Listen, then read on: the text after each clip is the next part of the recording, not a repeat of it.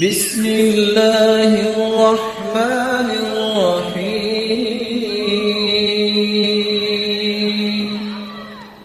عز و جلال کا وہ فیصلہ جو انسان کو بس اوقات سمجھ نہیں آتا۔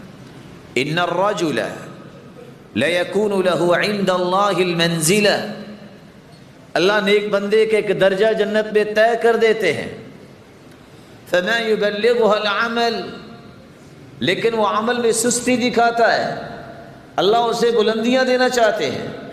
فما يزال اللہ يبتلیہ بما یکرہ، اللہ پھر اس کے ساتھ کچھ آزمائش کا سلسلہ شروع کرتے ہیں جس پہ وہ صبر کرتا ہے تاکہ جنت کے اس درجے تک پہنچ جائے جو اللہ نے اس کے لیے تیار کر رکھا۔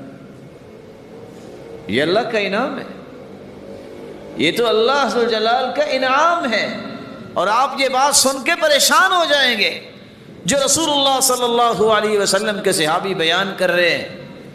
بیٹھے بیٹھے اللہ کے رسول نے فرمایا، ایک شخص جو کہتا ہے کہ مجھے تو کبھی بیماری نہیں آئی، فرمایا تمہیں کبھی ام ملدم نہیں ہوئی؟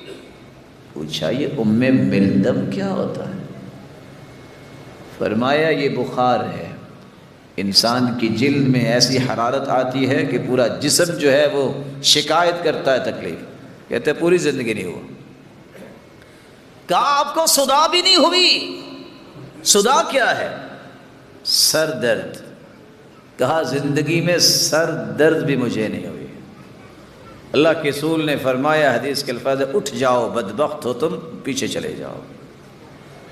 ان اللہ اذا احب عبدا ابتلاه، اللہ جب کسی کو پسند کرتے ہیں پھر اس کی آزمائش بھی کرتے ہیں، امتحان بھی لیتے ہیں۔ یہ ثابت قدمی دکھاتا ہے کہ نہیں دکھاتا؟ اور دوسری روایت کے الفاظ تو اس سے بھی بڑے ہیں۔